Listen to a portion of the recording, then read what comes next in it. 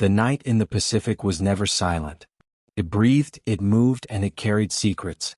For many soldiers who fought there, the darkness felt alive. It wrapped around them like a thick blanket, hiding everything except fear. And in those long hours, when the moon hid behind drifting clouds and the wind whispered through the tall grass, one truth slowly became clear: the night itself had picked a side. Perhaps this is where our story begins, in a world where shadows ruled the battlefield, and where American Marines learned to turn darkness into their greatest weapon. It is a story of fear, strategy, and the quiet moments that change the course of a war. But it is also a story about the human mind, how it reacts when sight disappears, when the world shrinks to the sound of a single footstep, or the snap of a twig. The Pacific Islands during World War II were unlike any place most young soldiers had ever seen.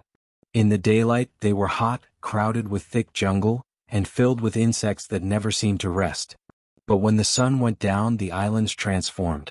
The darkness was so complete that many men said it felt like standing inside a closed room. The jungle swallowed even the faintest light. Shapes became confusing. Sounds played tricks on the imagination. And in that strange world, fear could grow quickly. Japanese soldiers were known for their discipline and courage. They trained to fight with honor and strength, and many believed deeply in their mission. But even the bravest soldiers have limits, and the night pushed them close to those limits. They had little training for nighttime combat, and their tactics were designed mostly for daylight battles. To them, darkness was a time to regroup, repair, and prepare. But American Marines thought differently. Slowly and with great intention, the Marines turned the night into a tool. They learned to move quietly through the jungle, stepping lightly on the soft soil and controlling even their breathing. They trained to recognize the faintest sounds, to read the patterns of the wind, and to work together without needing to speak. Darkness became their shield, their partner, and their silent ally. For Japanese soldiers, this new type of enemy felt almost supernatural. They reported seeing shadows that moved without sound. They heard whispers they could not locate. Sometimes, entire groups of Marines slipped behind their lines without leaving a single trace. This created confusion, doubt, and a fear they had rarely felt before. One Japanese commander wrote after the war, "We were not fighting men. We were fighting ghosts." This line has echoed through history not because it is dramatic, but because it captures the truth of the experience. In the night, the Marines seemed to appear from nowhere. Their footsteps were soft. Their signals were silent. Their attacks came with precision. For many Japanese soldiers, the darkness became something worse than a battlefield. It became a living threat that they could not fully understand. Imagine standing in that jungle. The air is thick and warm. You can smell the damp soil and the leaves crushed under your boots. Somewhere far away you hear the soft chirping of insects. But closer, much closer, there is a different sound. A sound you cannot name. You hold your breath and listen. Maybe it is the wind. Maybe it is an animal. Or maybe it is something else. This uncertainty slowly eats away at your confidence.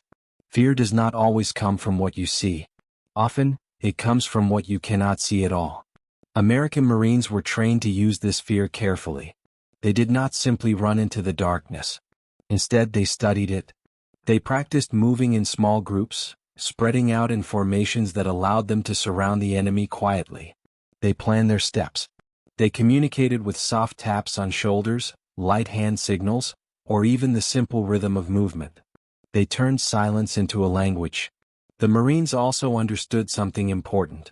When people lose sight, they depend more on hearing. So they use sound in smart ways. A rustle here. A soft click there. A whisper that meant nothing on its own, but everything to a frightened soldier in the dark. Sometimes the smallest sound could create panic. Over time, the Japanese soldiers began to dread the fall of night. Some would stay awake for hours, staring into the jungle, waiting for an attack that might never come. Others felt their nerves slowly fray as their minds imagined dangers in every direction. Even experienced officers struggled to keep their troops calm. In many battles, the Marines used the night to shift the balance. They could move supplies, scout enemy positions, or prepare large attacks without being seen. They learned how to approach Japanese defenses from angles no one expected. And by the time dawn arrived, the Japanese often found themselves confused, surrounded, or weakened. The night had become a silent partner to the Marines, and a powerful enemy to Japanese forces. But this story is not only about tactics.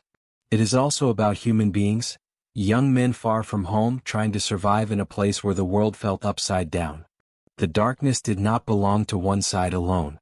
Marines also felt fear, confusion, and exhaustion. They too heard strange sounds, felt the sting of insects, and wondered if they would survive until morning. Yet the difference came from training, teamwork, and a growing understanding of how the night could be shaped, studied, and used. The Marines trusted each other deeply, and that trust allowed them to move as one. Their calm movements and careful planning became powerful weapons. Perhaps the most important question is this: what happens to a person when they face something they cannot see or understand? This question lies at the heart of our story. It is a question that shaped the experiences of thousands of soldiers on both sides. As we continue this journey, we will step deeper into the world of the Pacific Night. We will explore how these tactics developed, how they changed the war, and how they affected the men who lived through them. We will hear their voices, their fears, their strengths, and the moments that defined them. And slowly we will understand why darkness ruled the battlefield, and why it broke nerves that once seemed unshakable. The Pacific Night was more than a backdrop to war. It was a world that shaped every breath, every choice, every heartbeat.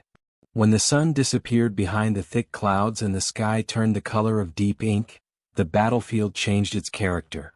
It stopped being a place of open conflict and became something quieter, heavier, and far more unpredictable.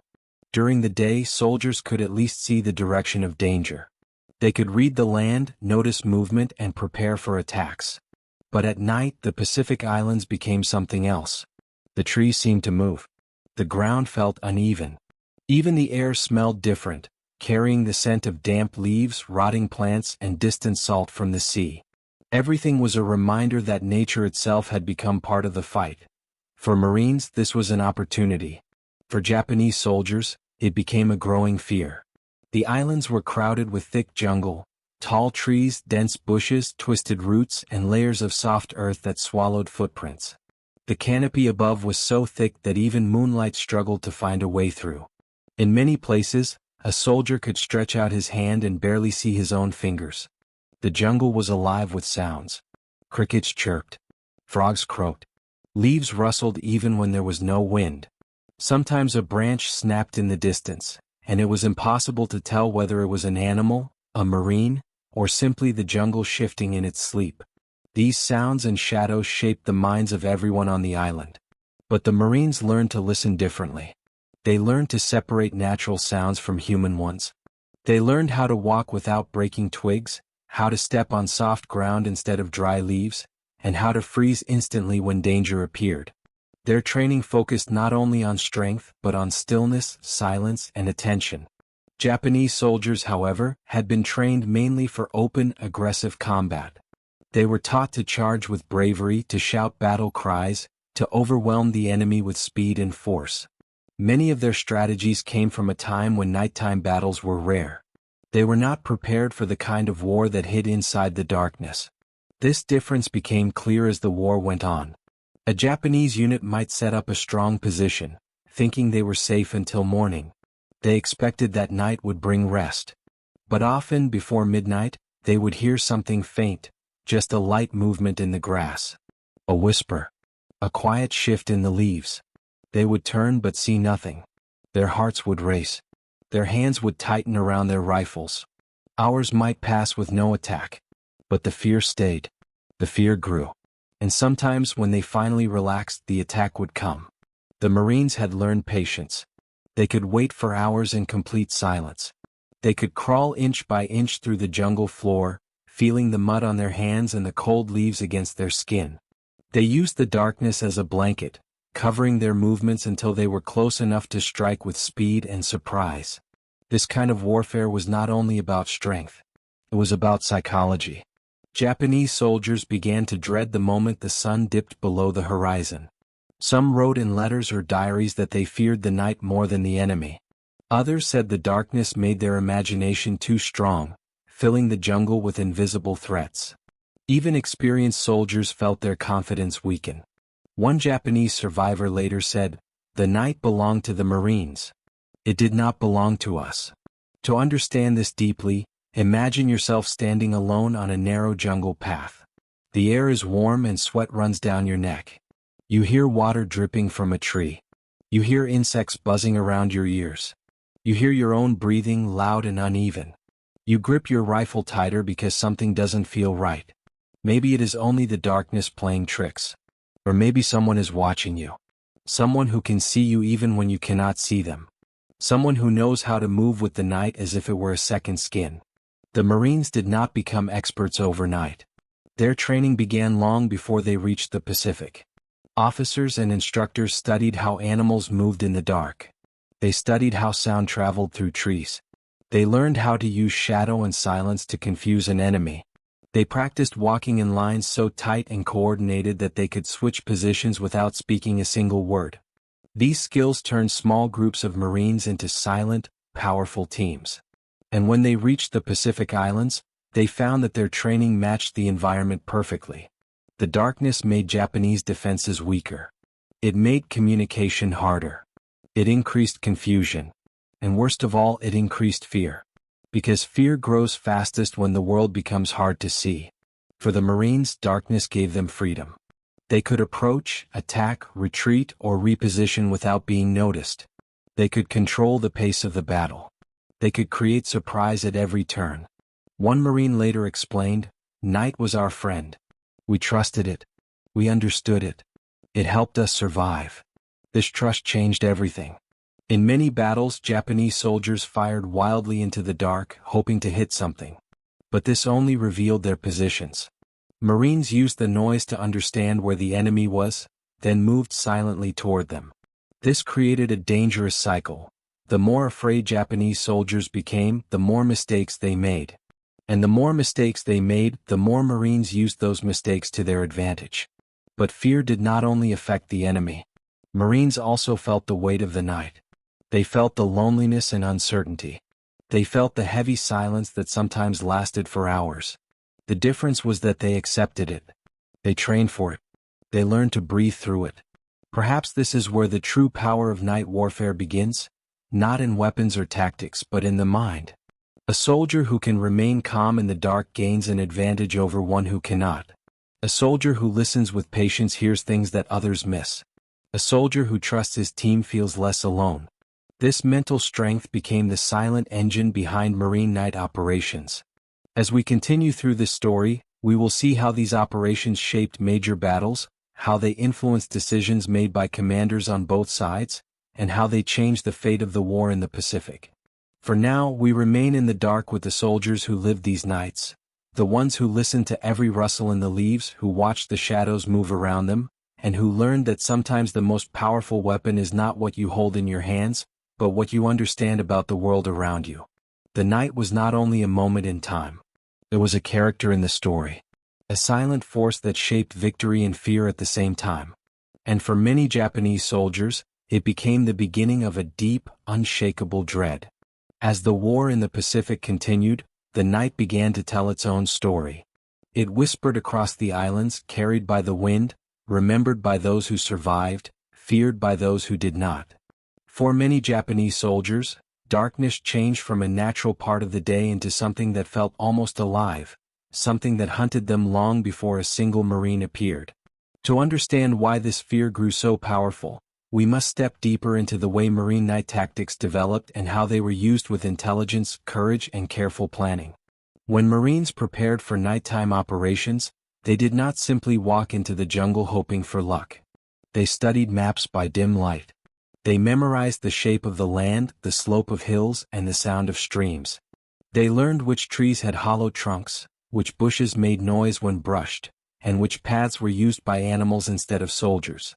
They learned how to guide themselves using the stars when the sky was clear and how to follow the contour of the land when it was not. To move through darkness. They trained their bodies and minds to work differently. They practiced stepping lightly, rolling their feet so the heel never snapped a twig. They learned to pause often, listening for sounds that were out of place. They adjusted to breathing slowly, calmly, so their hearts would not race too quickly. Their goal was simple: to become invisible. For Japanese soldiers, this was terrifying because invisibility is not something you can fight with courage alone. You cannot aim at it. You cannot prepare for it. You cannot predict it. In many battles, Japanese units would hear a faint noise in the dark and fire toward it, only to discover the Marines were somewhere else entirely. Other times, they would remain perfectly still, hearing nothing at all, until suddenly shadows rose out of the ground in front of them. This kind of surprise was devastating. One Japanese soldier later said, "It felt as if the darkness itself opened and men stepped out of it." The Marines understood the power of surprise. They knew that a silent approach could win a fight before it even began. And they used this knowledge carefully. Sometimes they crawled for hours through mud and roots, feeling the wet soil under their fingertips, waiting for the right moment. Sometimes they remained hidden until the enemy relaxed, thinking they were safe. And then, in one sharp moment, everything changed. To the Marines, this was strategy. To the Japanese, it felt like being attacked by an enemy who did not follow the rules of nature. But it is important to understand something. Marines were not superhuman. They were not fearless. They were young men, many barely out of high school, who were taught how to survive in places far from home. They were trained to work as a team, to trust their leaders, and to believe in each other. This trust reduced fear. It gave them confidence to move through darkness. Japanese soldiers often fought in small groups too, but their culture of pride and silence sometimes made it hard to admit fear or weakness. Many felt that speaking of fear was disrespectful. So the fear grew quietly, hidden behind strong faces, making it even more dangerous. Every night became a challenge not just for the body but for the mind. On some nights, the jungle was so quiet that soldiers could hear their own heartbeat. On others, the wind carried strange sounds that echoed through the trees. There were nights when fireflies glowed like tiny lanterns, making the darkness seem magical. There were also nights when rain fell so hard it felt like the sky itself was breaking apart, drowning all sound, forcing soldiers to move blindly. Through all of this, the Marines adapted.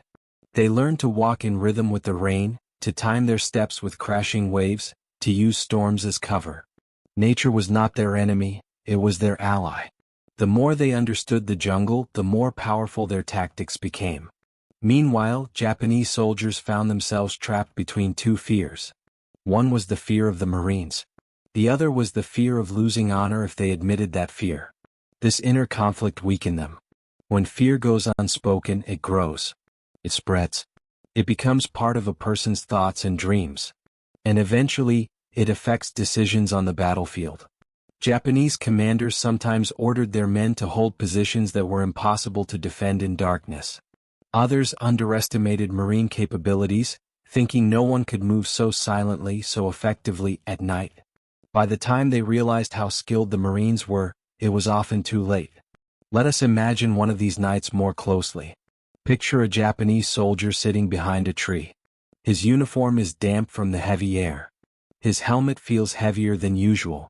The only light comes from the faint glow of fireflies weaving slowly through the trees. He hears something, a soft crunch, a gentle shift in the leaves. He grips his rifle. He tries to calm his breathing. He waits, but the sound disappears. Minutes pass.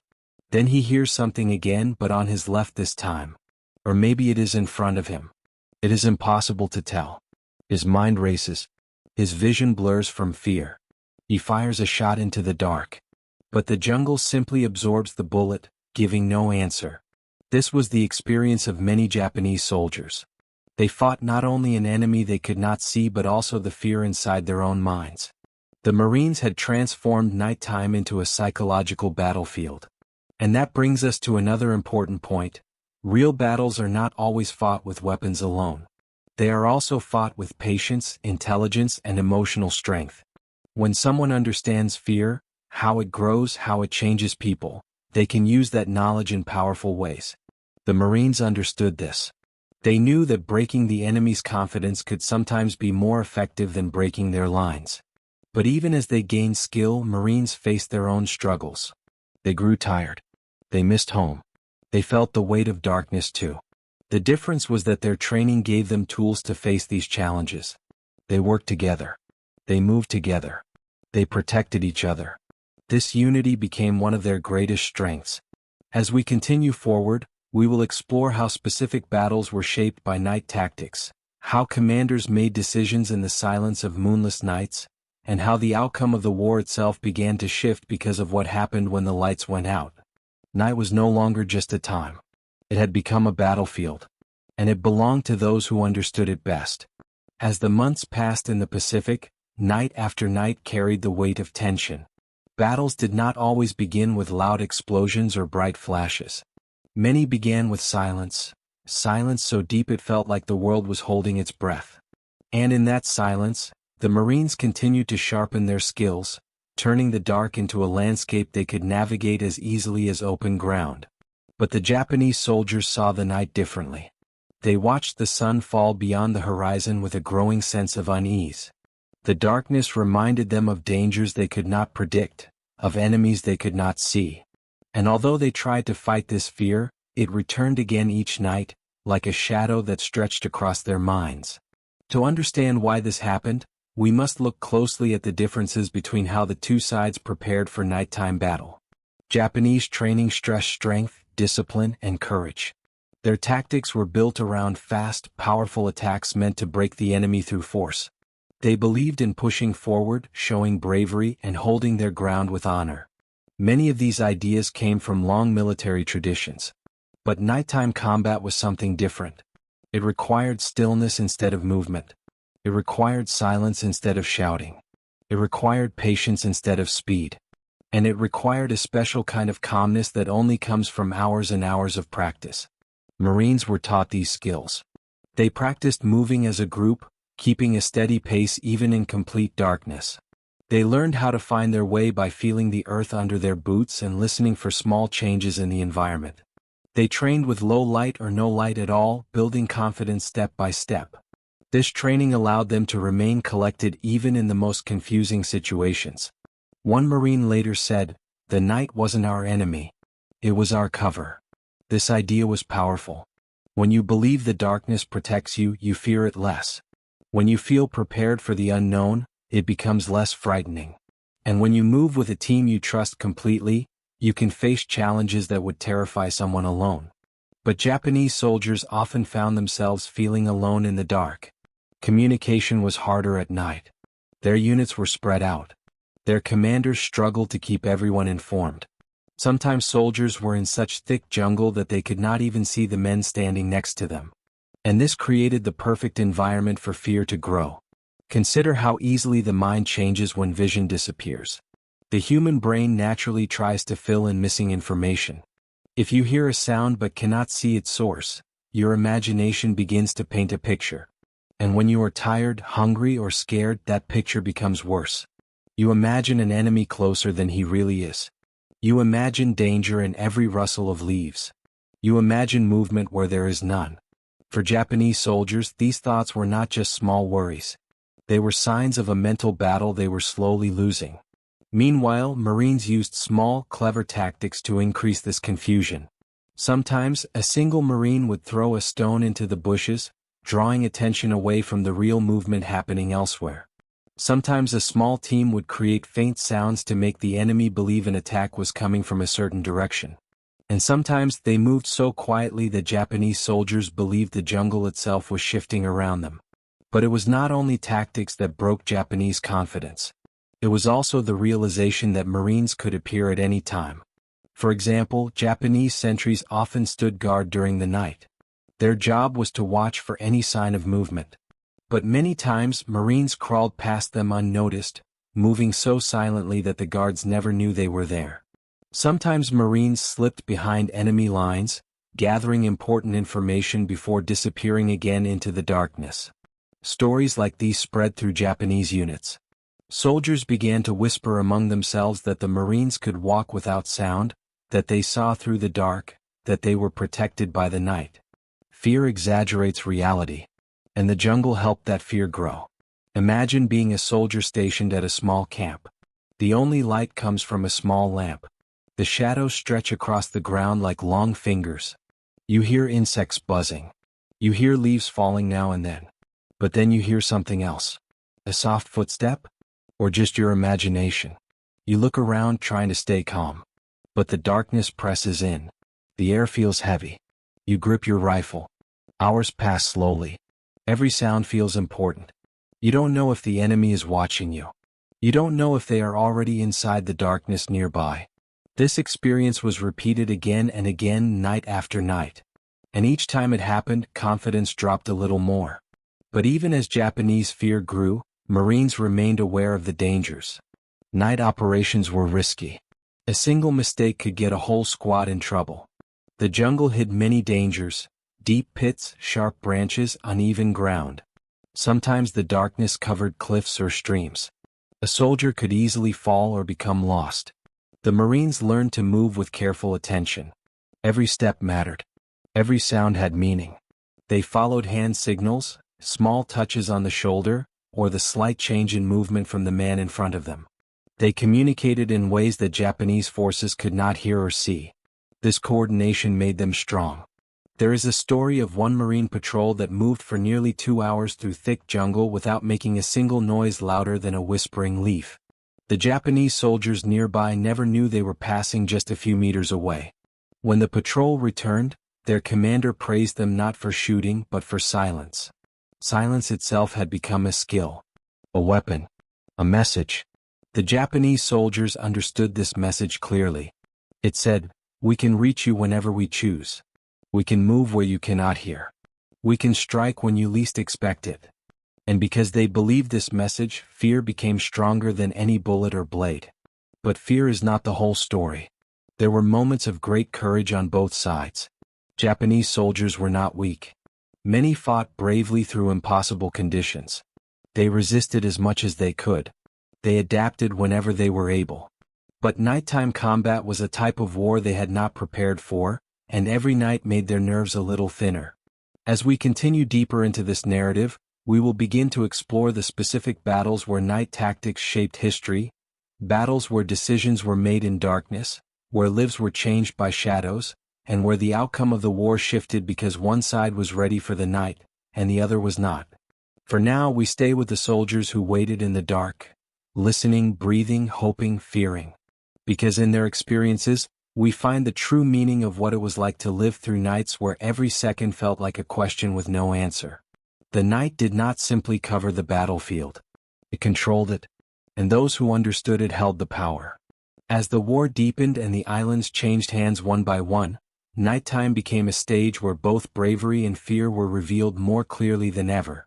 Battles that seemed balanced in daylight often shifted suddenly after sunset. Some Japanese positions that appeared strong in the morning fell apart at night.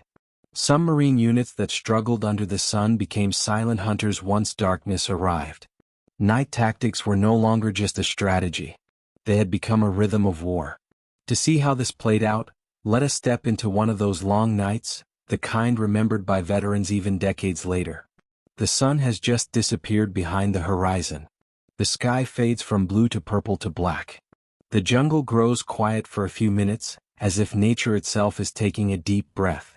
Then slowly the sounds return, crickets buzzing, frogs calling out, leaves shifting with the breeze. On a ridge, a group of Japanese soldiers prepares for the night. They check their rifles. They whisper to each other. Some try to stay confident. Others cannot hide their worry. They know the Marines are somewhere nearby. They just don't know where.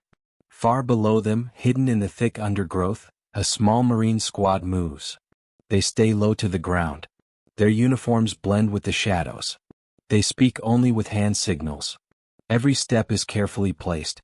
Their faces remain calm, though their hearts beat a little faster. They have done this before. They trust each other. They trust the darkness. As they move, they listen. They hear faint voices from the ridge. They hear metal clicking. They hear the sound of boots on stone. These small sounds guide them, allowing them to estimate distance, direction, and the number of soldiers ahead.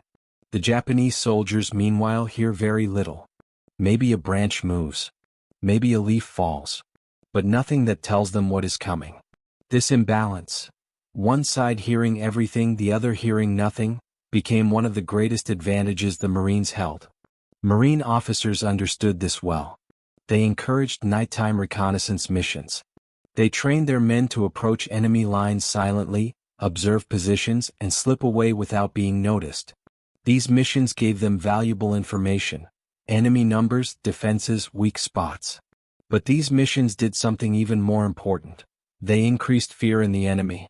Because sometimes Japanese soldiers found footprints in the morning, or a missing piece of equipment, or a small mark in the dirt that showed someone had been there, and that someone moved silently enough to come and go without detection. It was like discovering that the shadows had hands. Reports of this spread quickly. Soldiers began to tell each other stories, some true, some exaggerated, about Marines who moved like spirits. They spoke of attacks that came without warning, of groups that vanished into the jungle without leaving a sound, of nights where they fired at ghosts. This mental pressure slowly drained their strength. But to understand why it was so effective, we must also look at the structure of Marine night operations. A typical Marine night approach involved several key ideas. Move in small groups. Keep noise to a minimum. Stay low and use the terrain.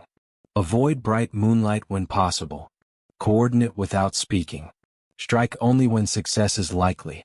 Retreat quickly and silently if needed. These principles turned Marine squads into flexible units that could adapt to changing conditions. They did not need to wait for orders at every moment. They understood their goals.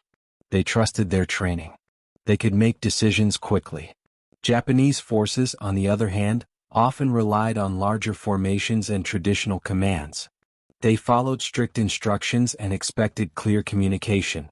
But at night, communication was difficult. Radios sometimes failed.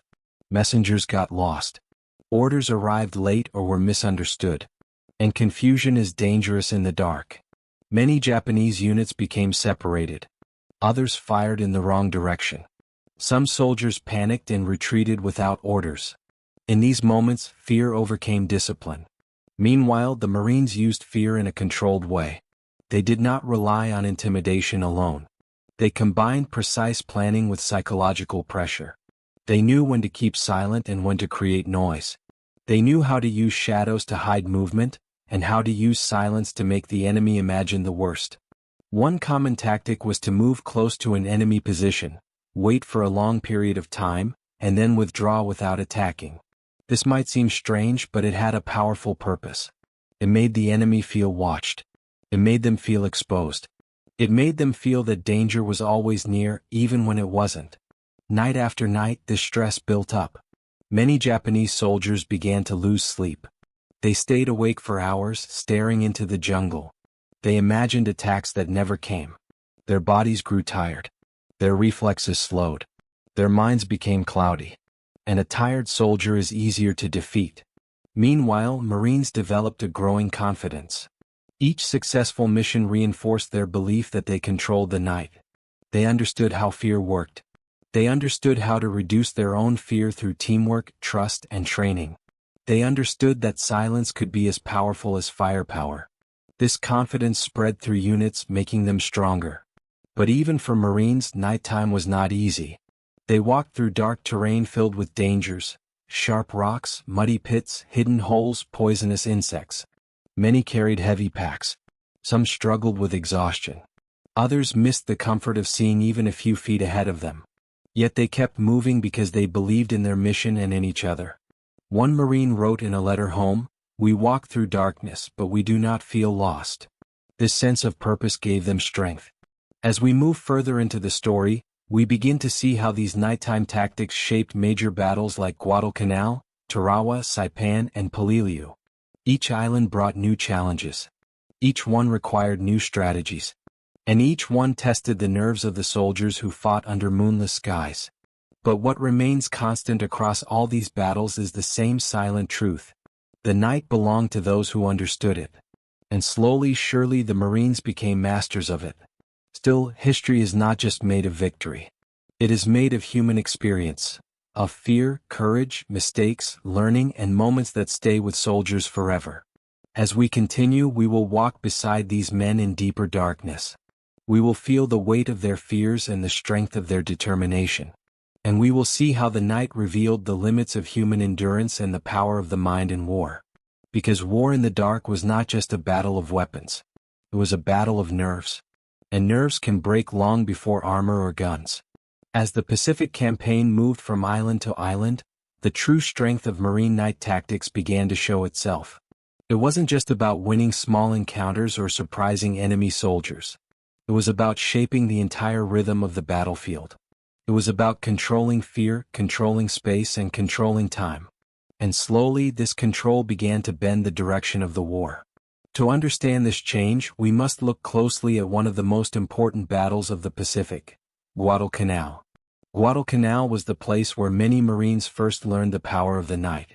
It was a place of heavy rain, deep jungle, and endless shadows. The Japanese fought with great determination there. They launched strong attacks at night, believing surprise would give them an advantage. But the Marines defended with equal determination. And in doing so, they discovered how darkness could serve them instead of harming them. At first, both sides struggled in the jungle. Soldiers got lost. Units became separated. Shots were fired at shapes that turned out to be nothing. The thick vegetation confused everyone. But over time, the Marines began to notice patterns. They learned how sound moved through the jungle. They learned how to read the trembling of leaves, or how to recognize when a distant noise was a person and not an animal. Japanese attacks often came in large groups, sometimes shouting loudly.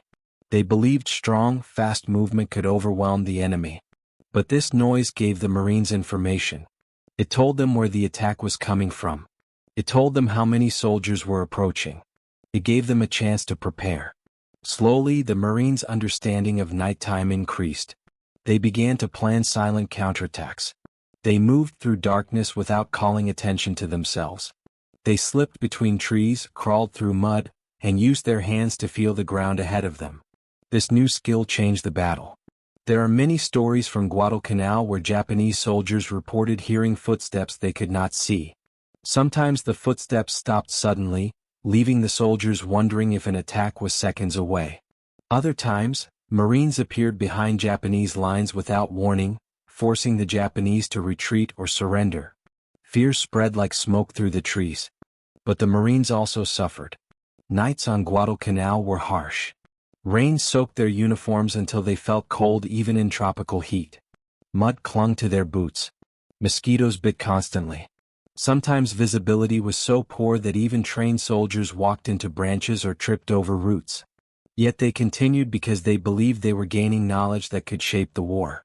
As their night skills improved, battles that once seemed evenly matched began to tilt toward the Marines. Guadalcanal taught them a lesson that stayed with them throughout the rest of the war. If you control the night, you control the enemy's mind. And this was only the beginning. When the Marines moved on to Tarawa, they brought these lessons with them. Tarawa was different from Guadalcanal. It was flat, open, and had less jungle. But the darkness still played a major role. The Japanese defenders built strong bunkers and tunnels. They expected day attacks. They prepared for heavy fire.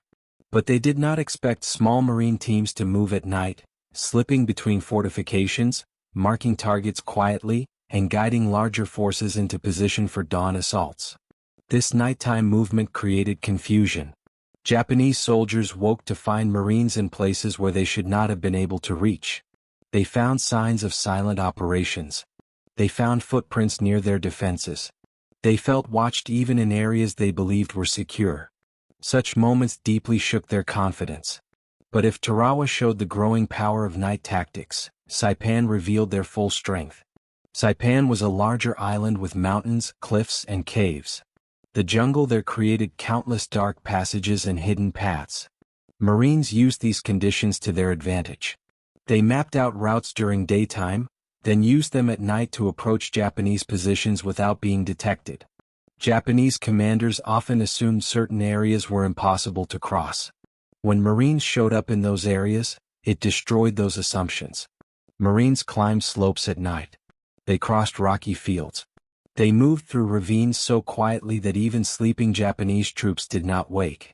By controlling these hidden paths, Marines reshaped the island's entire battlefield.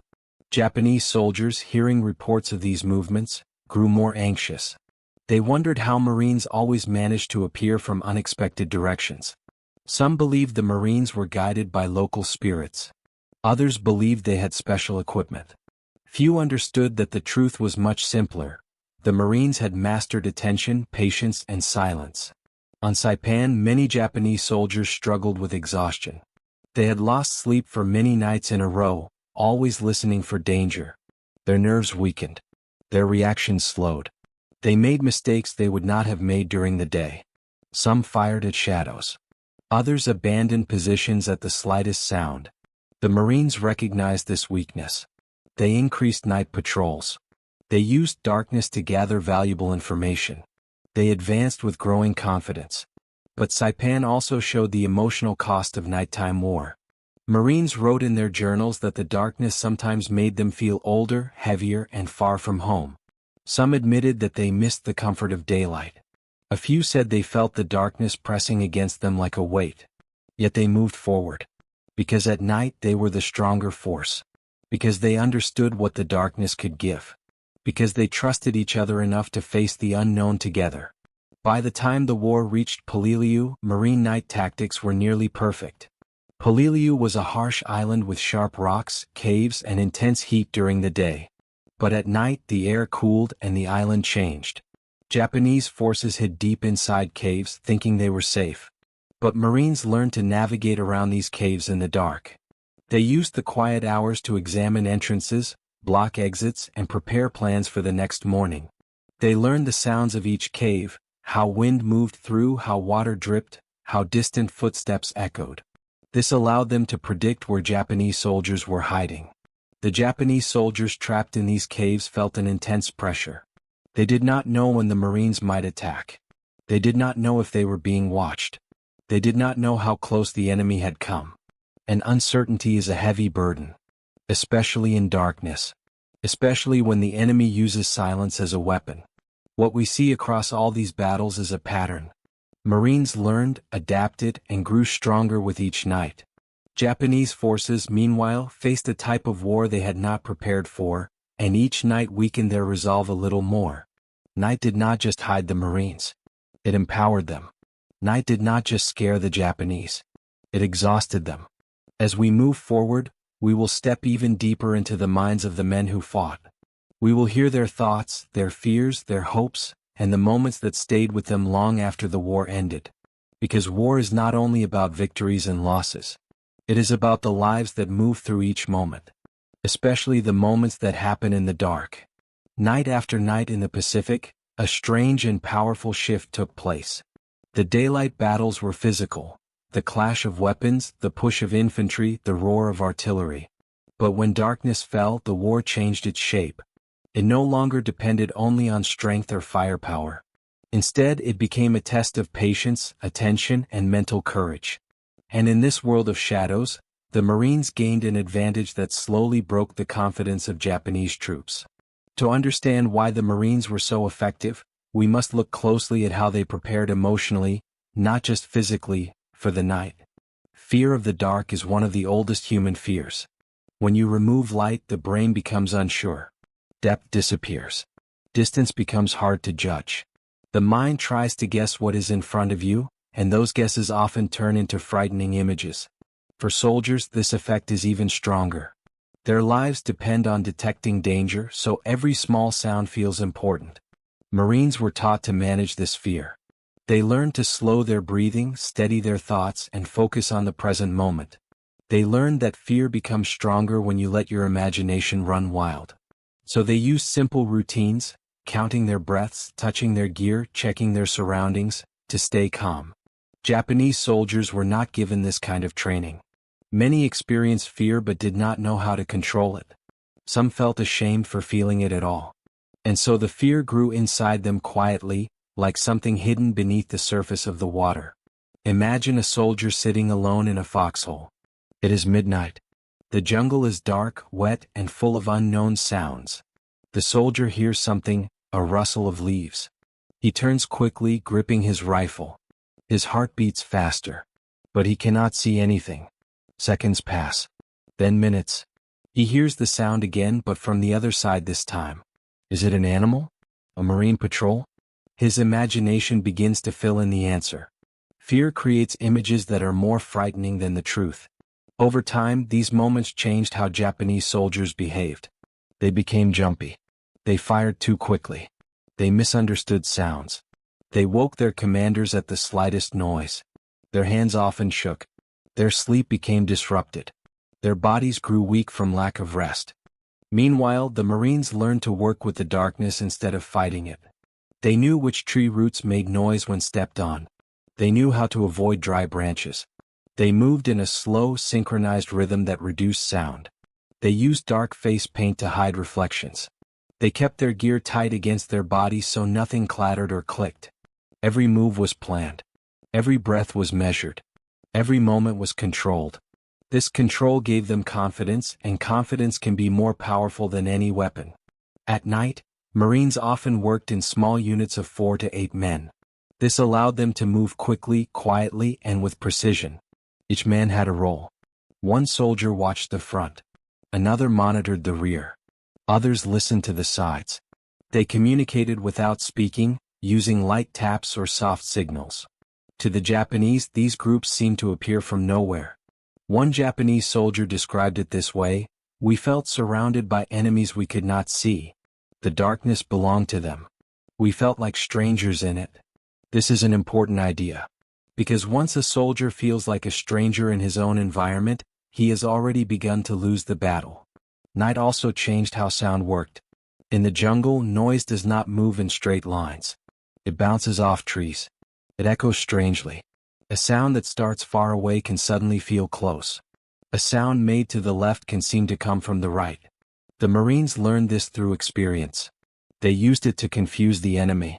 They tested how far voices traveled. They dropped objects in different places to study how sound moved. They used these lessons to create illusions of movement. Sometimes the Marines didn't even need to attack. The fear they created did the work for them.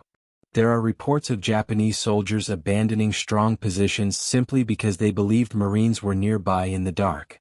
In reality, the Marines were still hundreds of meters away. Fear changes reality. But it is important to remember that fear was not one-sided. Marines also felt fear. They worried about stepping into traps. They worried about becoming lost. They worried about sudden ambushes. Yet their training taught them to face these fears together, not alone. And this teamwork reduced the emotional weight.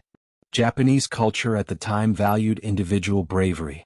Many soldiers felt pressure to be fearless. This pressure sometimes made it harder for them to admit they were scared or to seek help from their comrades. And fear is often strongest when kept silent. The Marines shared their fear. The Japanese hid theirs. This difference shaped the night. Let us return to a moment on Saipan, where night tactics played a huge role. A group of Japanese soldiers sat inside a cave.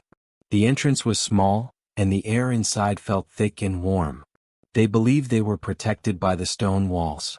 They believed any attack would come from the front. But outside in the black jungle, a team of Marines approached quietly. They moved low to the ground.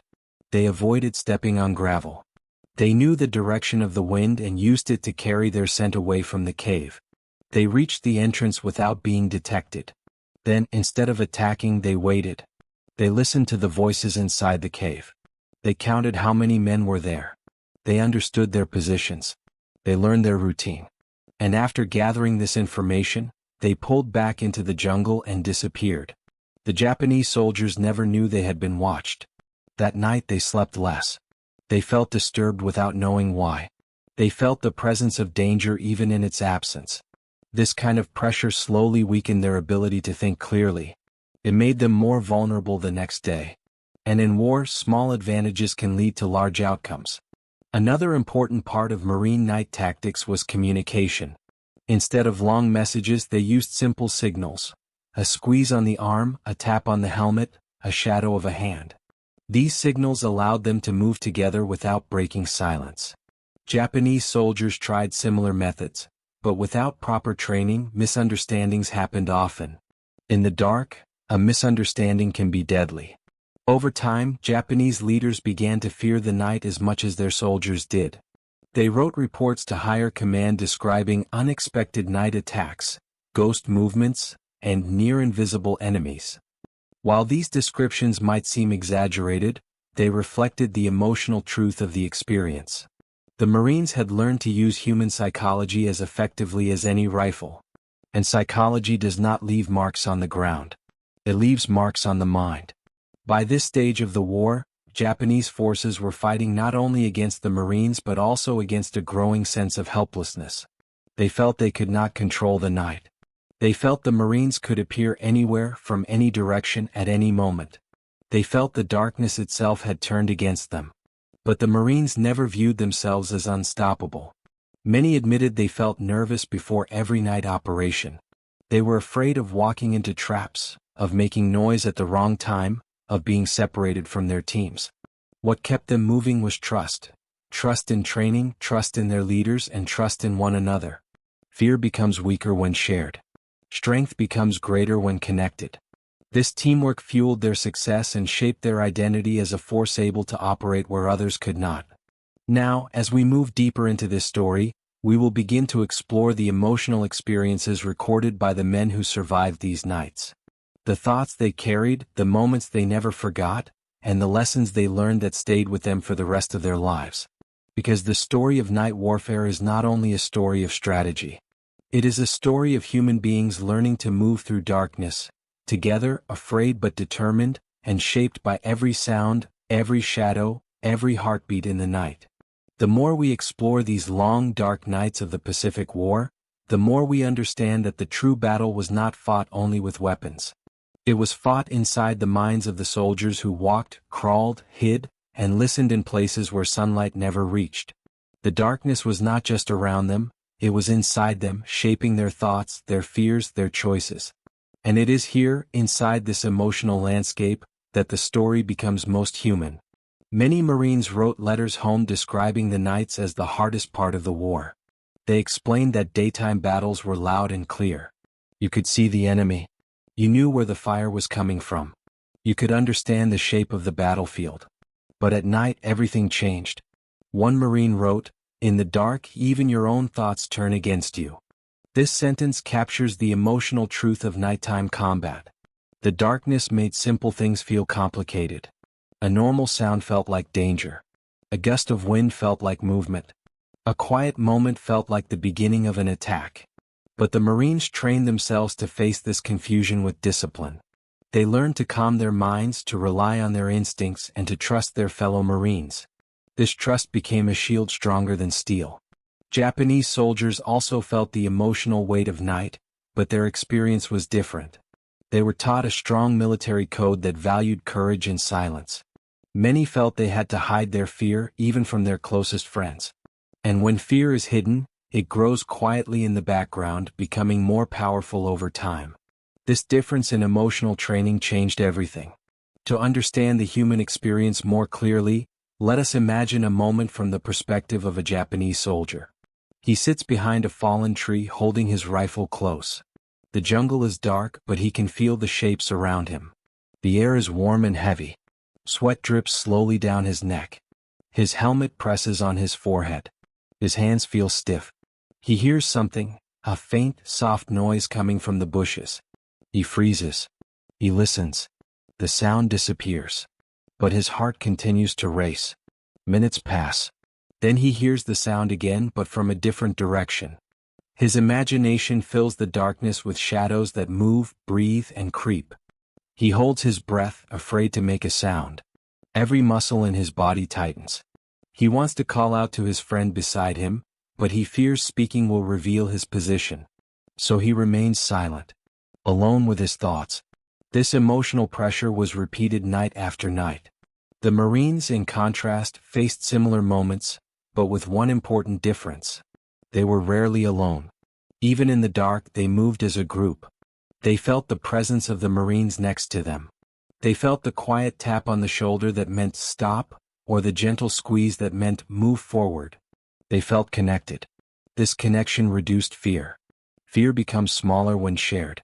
Hope becomes stronger when shared. Courage becomes possible when shared. It was this emotional teamwork that helped the Marines overcome the challenges of night operations. But even with training and teamwork, the Marines faced their own emotional struggles. Some felt the darkness pressing against them like a weight. Others worried constantly about making noise. Some feared they would accidentally fire on their own men. Many wrote about how the jungle felt endless, like a maze with no center. One Marine wrote, "You don't just walk through the night. You feel it on your skin." Another wrote, "Silence is louder than gunfire. It fills your head." These descriptions show the emotional complexity of nighttime combat. The darkness was not empty, it was full of meaning, full of tension, full of things that could not be seen. Still, the Marines pushed through. They learned to interpret sounds with care. They learned to slow their breathing. They learned to control their imaginations. And they learned to trust the dark instead of fearing it. This trust made them strong. Japanese soldiers, meanwhile, often felt separated from each other during the night.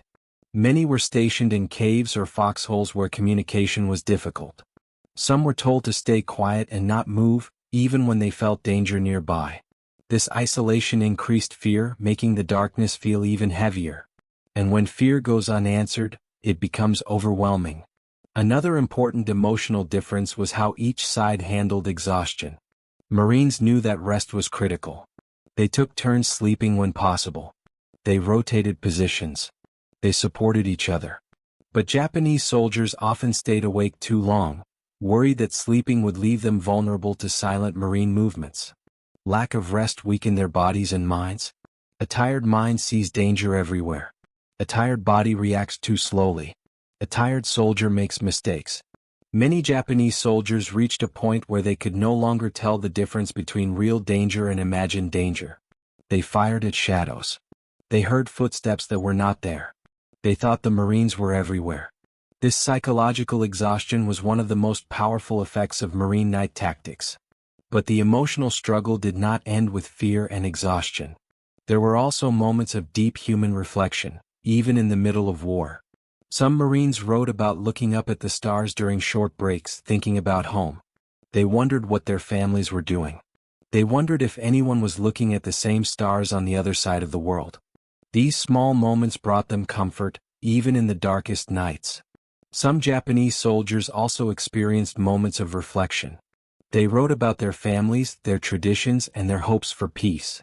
They wondered how the war would end. They worried about their loved ones.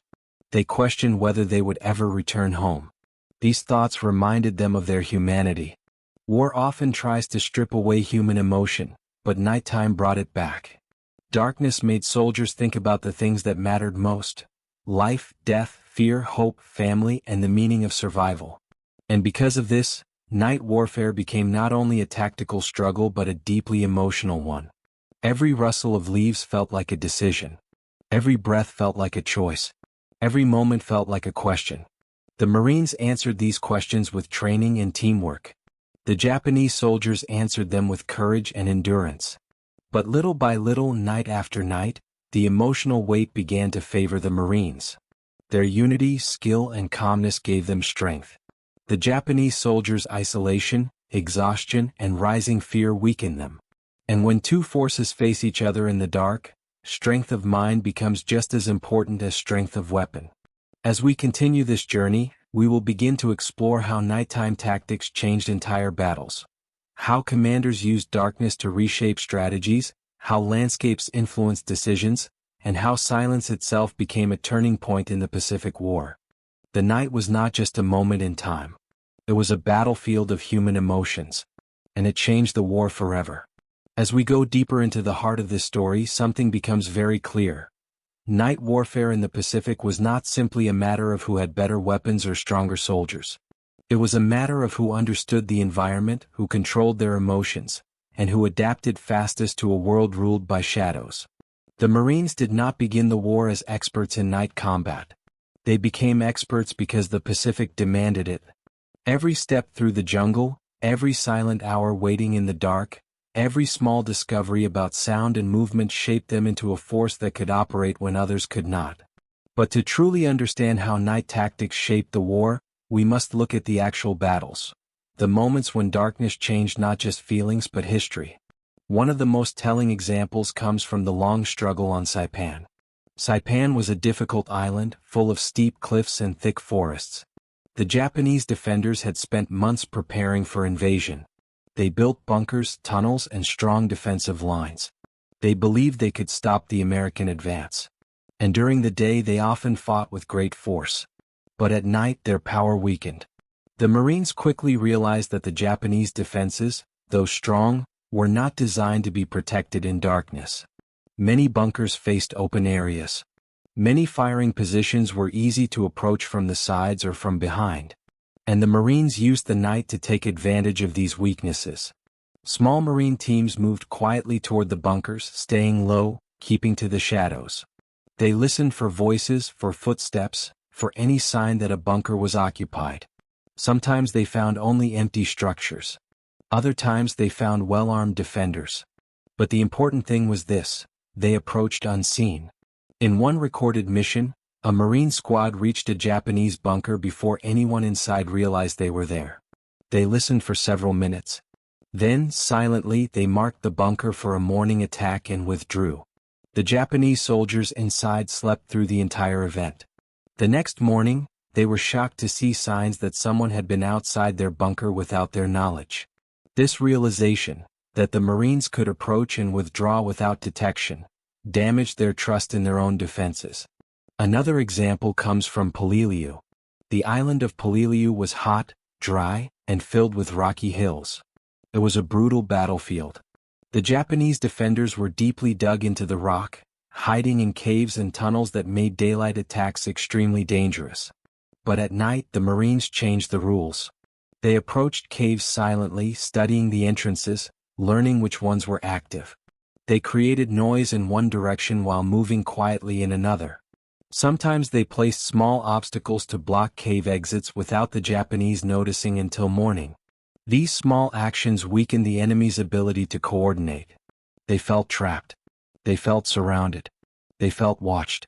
Even when no Marines were nearby, the fear remained. Fear does not disappear with sunrise. It stays inside the mind, shaping every decision. This mental exhaustion grew stronger as the war continued. On Okinawa, Japanese soldiers faced the same challenges. The island was larger, the battles more intense, and the stakes higher. But nighttime still belonged to the Marines. Marines used the quiet hours to move supplies, reposition squads, and scout enemy positions. Sometimes they found gaps in Japanese lines that could be used for attacks the next day. Other times they discovered hidden groups of Japanese soldiers preparing surprise ambushes. Japanese commanders realized that every movement they made could be discovered at night. They began to limit their nighttime travel. They reduced their communication. They tried to stay hidden. But this only weakened them further. Cutting communication meant cutting coordination, and cutting coordination meant losing control. In many places, Japanese units became isolated. Isolated units make mistakes. And mistakes in darkness are often deadly. While physical battles continued, a second war, a war of nerves, grew stronger each night. This brings us to one of the most powerful parts of the story: the way darkness changed the minds of the soldiers who lived through it. Marines often described the night as heavy. They said the darkness felt like a living thing pressing against their skin. They said the air seemed thicker, the sounds sharper, the silence louder. Some wrote that night made them feel closer to themselves, forcing them to confront their own thoughts. Japanese soldiers described similar feelings. They felt the weight of darkness. They felt the uncertainty. But instead of growing stronger through training, many grew more anxious. Why did the same darkness affect two groups so differently? The answer lies in preparation and mindset. Marines practiced facing the unknown. They learned to expect confusion and to handle it calmly. They learned that fear could be controlled through breathing, teamwork, and routine. Japanese soldiers were taught to overcome fear through willpower alone. But willpower is not enough when you cannot see your enemy. When every shadow looks like a threat.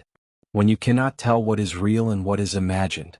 Another key moment that shows this difference happened on Guadalcanal. During one night, a group of Japanese soldiers tried to sneak up on a Marine line. They moved quietly at first, but as they got closer they heard a sudden sound, a small click. It could have been anything: a gear adjustment, a stone moving, a weapon being checked.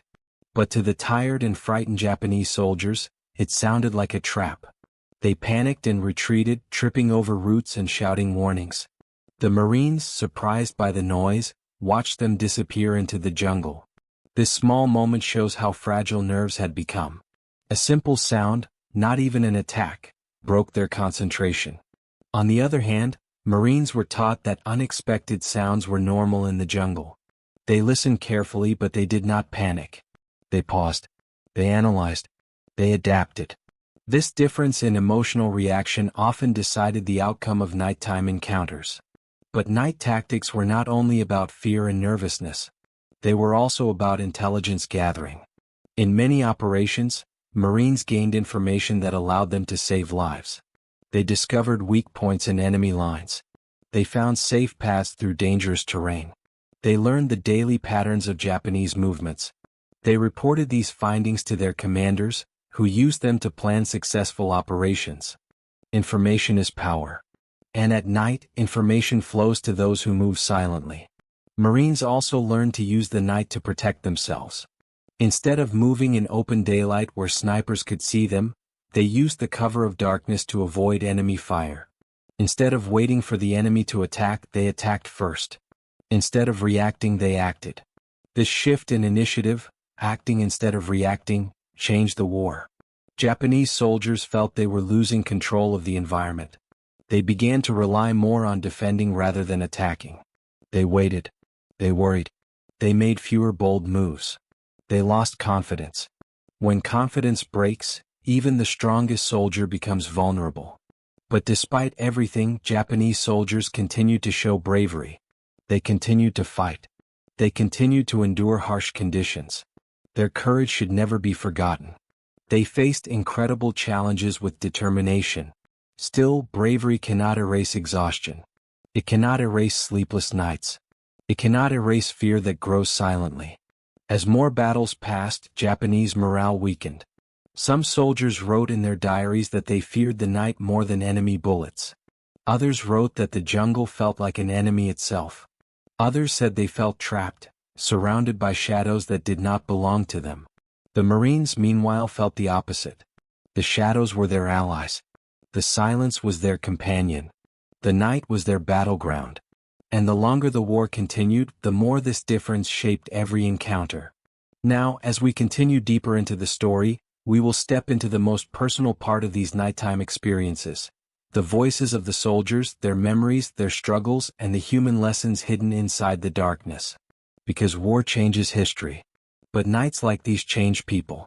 As we move deeper into the story of these dark Pacific nights, we begin to see the most human part of the war. The voices of the men who lived through it. Their memories, their fears, their small victories, and their quiet moments of reflection help us understand what the night truly meant to them. It was not just a time on the clock. It was a test of spirit, patience, and emotional strength.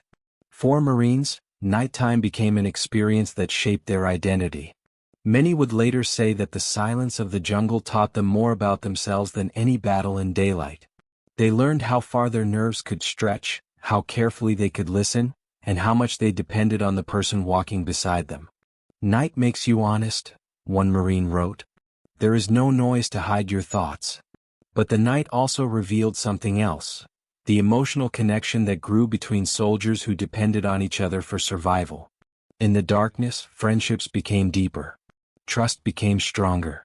Teamwork became almost instinctive. Marines often moved in long lines, each man following the soldier in front of him closely. A tap on the shoulder meant stop. 2 taps meant move. A squeeze meant danger. These small actions formed a silent language that kept them alive. When you cannot see anything around you, the soft touch on your arm becomes a lifeline. Japanese soldiers, however, often found themselves alone during the night. Many were ordered to hold fixed positions with limited communication. Some were placed in small outposts far from their main units. Others were stationed inside caves where darkness was complete, even during the day. This separation increased their fear and made teamwork harder. And without teamwork, fear grows stronger. One Japanese soldier later said, "At night we were alone with the jungle. And the jungle was not our friend."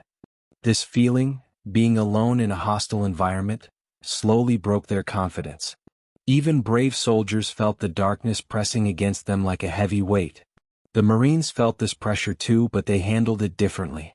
They managed their emotions through a combination of training, planning, and shared responsibility.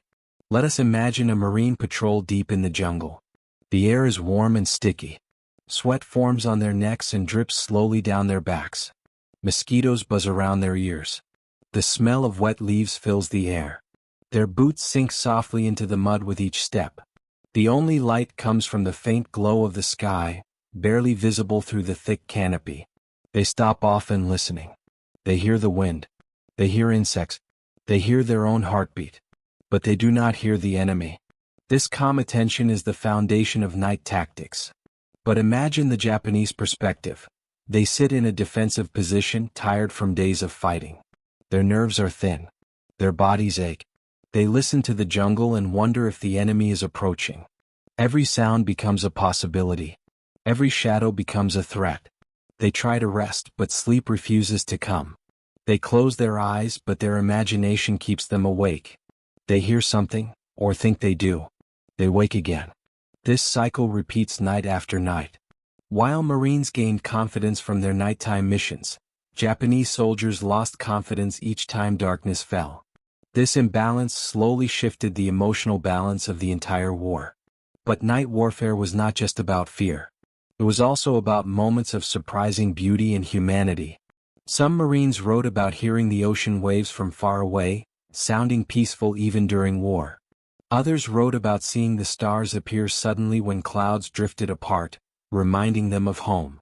Some wrote about the feeling of sharing a quiet moment with their squad, a moment where no one spoke but everyone understood one another. These moments gave them strength. Japanese soldiers also wrote about moments of reflection. They looked at the moon when it appeared, thinking about their families. They wondered what their children were doing. They remembered festivals back home, peaceful nights in their villages, warm meals they missed. These memories brought them comfort, even as fear surrounded them. The war stripped away many things, but it could not take these memories. Yet memory alone cannot keep a soldier strong when the night becomes too heavy. One of the most powerful emotional experiences of nighttime war was the sudden shift from silence to action. For hours nothing might happen. Soldiers would sit quietly, controlling their breathing. The jungle would seem to sleep. Then a single sound, one branch snapping, one whispered word, would change everything. Hearts jumped. Eyes widened. Hands tightened on weapons. Muscles tensed. Marines were trained for this moment. They practiced reacting calmly and moving in groups. They knew that panic created mistakes. They trusted their leaders to make decisions quickly. Japanese soldiers often reacted differently. They fired without clear targets. They shouted warnings. They moved unpredictably. These reactions came not from weakness but from a lack of training for silent, sudden conflict. Fear forces the mind to choose speed over accuracy. Training forces the mind to choose accuracy over speed. This simple difference changed many encounters. A Marine squad could remain silent while a nearby Japanese unit fired into the jungle, revealing their position. A Marine patrol could use the sound of gunfire to move closer without being detected. Fear created noise. Noise revealed locations. Locations led to tactical advantages. This cycle repeated again and again across many islands. But let us focus on the soldiers themselves, the individual men whose lives were changed by these nights. Marines spoke about how dark it became that they sometimes could not even see the soldier walking directly in front of them. They relied completely on touch and sound. One Marine wrote, "I followed the sound of his breathing." This simple sentence shows the level of trust between them. Japanese soldiers described darkness as, like being blind. They felt trapped inside it. They felt it hid dangers they could not fight. Many wrote about hearing footsteps but never seeing the people who made them. Hearing an enemy you cannot see is one of the most frightening experiences in war. It removes control. It removes confidence. It removes hope. And hope is one of the strongest weapons a soldier can carry. Many Japanese soldiers, near the end of long campaigns, wrote about losing hope during the night. They felt the weight of constant fear. They felt the exhaustion of long hours awake. They felt the endless pressure of expecting an attack at any moment. Their letters and diaries reveal a deep emotional struggle, not just with the enemy but with the darkness itself. One wrote, "The night takes our courage away." Another wrote, "The Marines walk through the dark as if it belongs to them." Another simply wrote, "I cannot sleep." These sentences show the emotional reality behind military strategy. Night tactics did not just break Japanese lines. They broke Japanese confidence. And in war, confidence is as important as ammunition. Meanwhile, Marines built confidence through experience. Every successful patrol increased their trust in their training. Every silent movement reinforced their belief that they could control the night. Every mission that ended safely reminded them that darkness was not their enemy. One Marine said after the war, "Night taught us who we were." This is a powerful statement because it reflects a deeper truth. Nighttime combat did not just shape the outcome of the war. It shaped the identity of the men who survived it. They learned patience. They learned calmness. They learned teamwork. They learned how to face fear instead of running from it. These lessons stayed with them for the rest of their lives. As we continue, we will explore how commanders on both sides tried to adapt to nighttime conditions, how strategies evolved, and how the emotional state of soldiers directly influenced the decisions made at the highest levels. Because night warfare was not only a soldier's experience. It also shaped the thoughts of the leaders who tried to understand a battlefield they could not see.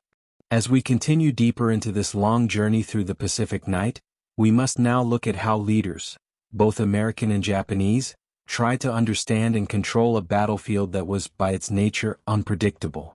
Commanders on both sides knew that nighttime brought unique challenges. But the difference came in how each side responded to those challenges. Marine commanders learned early that nighttime required flexibility. They understood that orders needed to be simple, clear, and easy to follow even when communication was limited.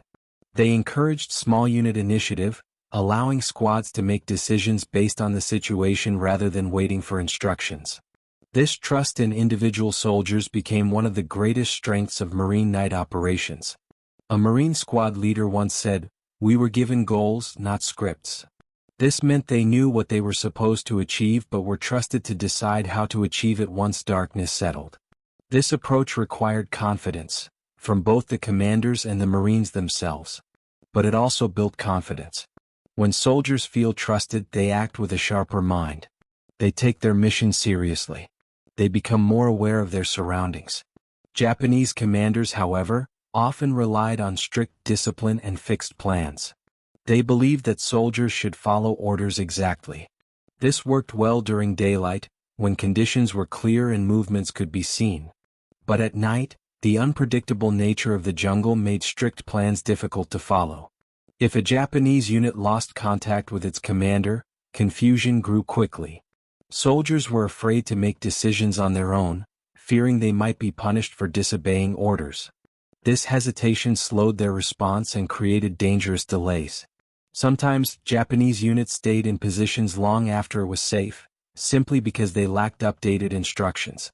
Other times they moved too quickly, reacting to imagined threats. In this way, leadership style influenced the emotional state of soldiers in the dark. One Japanese officer later wrote, "At night our orders felt too heavy. We did not know how to change them when the world around us changed."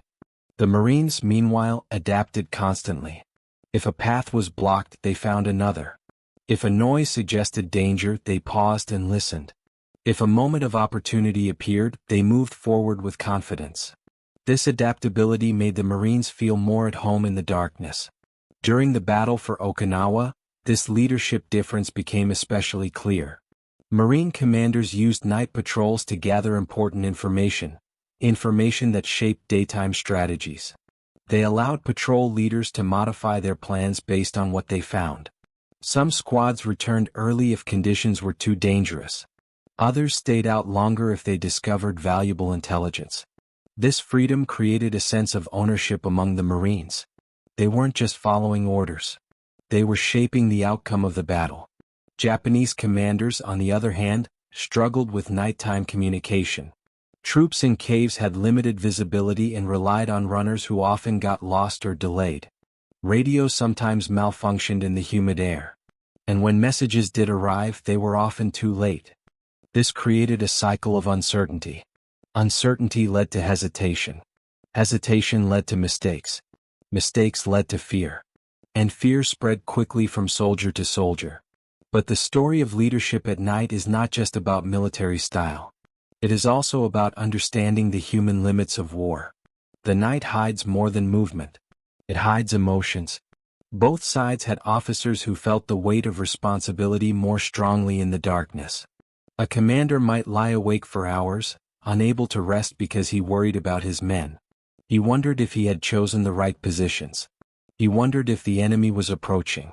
He wondered if dawn would bring relief or disaster.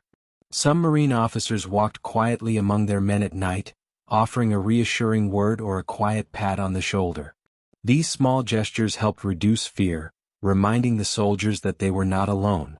Japanese officers sometimes tried to do the same, but cultural barriers made it difficult. Many believed that showing concern might be mistaken for weakness.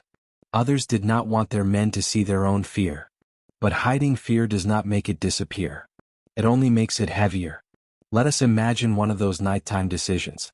A Marine lieutenant sits with his squad behind a line of trees. The sky is completely dark except for a few dim stars. He listens carefully to the sounds of the jungle. He hears insects, distant waves, and the steady breath of his men. But he also hears something else, a faint metallic sound far ahead. He signals for silence. His men freeze. He waits. Another sound comes. Softer this time. Like metal brushing against a rock. He considers his options. Should he move forward to investigate? Should he pull back and wait? Should he split his squad?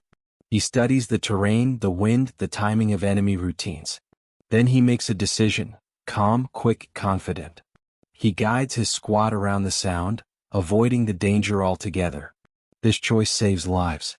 On the other side of the jungle, a Japanese captain hears similar noises. He wants to investigate, but his orders are strict. Hold the position, do not move. If he disobeys, he may be punished. If he obeys, he may risk his men's safety. He hesitates, and hesitation becomes danger. That night, Marines circle around and surprise his unit. Not because they were stronger. Not because they were braver. But because they were freer to make decisions in the moment. Leadership in this way became part of the night itself. As the war went on, Marine commanders began to plan operations specifically for darkness. They sent patrols to test enemy reactions. They moved units into position while Japanese soldiers slept. They used silence as a tool and timing as a weapon. Japanese commanders tried to respond, but their strategies were built around discipline and order, not flexibility. And nighttime breaks order. It breaks visibility. It breaks communication. The Marines understood this. They embraced it. They used it. But we must also remember that nighttime battles were exhausting for both sides. Many leaders wrote about the crushing weight of responsibility they felt. They worried about making mistakes. They worried about losing men. They worried about enemy attacks they could not see coming. Even the most confident officers had moments of doubt. Moments of fear. Moments of silence where they questioned everything. But these moments were part of the journey. Part of the night. One Marine colonel wrote years later, "The night teaches you humility. It shows you what you don't know. But it also shows you who you trust." This sentence captures both the fear and the strength found in nighttime war. The Japanese perspective offers insight as well. Many Japanese officers wrote about the emotional burden of trying to lead men who were exhausted, frightened, and losing confidence. They wanted to help their soldiers, but the darkness made everything harder. One officer wrote, "I could not protect them from the night." This simple line carries deep sadness. It shows the human side of leadership, the part that feels the failures more deeply than the victories. As we continue, the story will turn toward the philosophical lessons hidden inside these experiences. The night forces people to think. It removes distraction. It brings out fear, but it also brings out understanding. The war in the Pacific was full of noise and chaos, but the nights were filled with quiet questions. Questions about courage, about survival, about the meaning of fear, and about what light and darkness truly represent. Before we end this long journey, we will explore these deeper reflections. The part of the story that lives not in strategy or history, but in the hearts of the men who walked through the darkest hours of war. Night in the Pacific did more than hide the battlefield. It revealed truths that daylight could never show. It showed how fear spreads without sound. It showed how calm minds survive where others break. It showed how every soldier carries two battles, one outside and one inside. As the war continued, many Marines said the night taught them lessons they never forgot. They learned to be patient. They learned to trust their senses. They learned to trust each other. In darkness, teamwork was not just helpful, it was necessary. But Japanese soldiers often faced the night alone. Their orders were strict. Their communication was limited. Many sat in caves or small outposts with no idea what was happening around them. They felt isolated, and isolation made fear grow even faster. One Japanese soldier wrote after the war, "The night felt endless. We waited for footsteps we could not see." This simple line shows the emotional truth. The Marines' strength was not only their silence.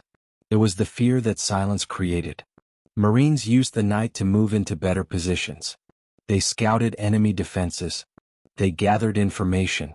They changed the shape of battles before the sun came up.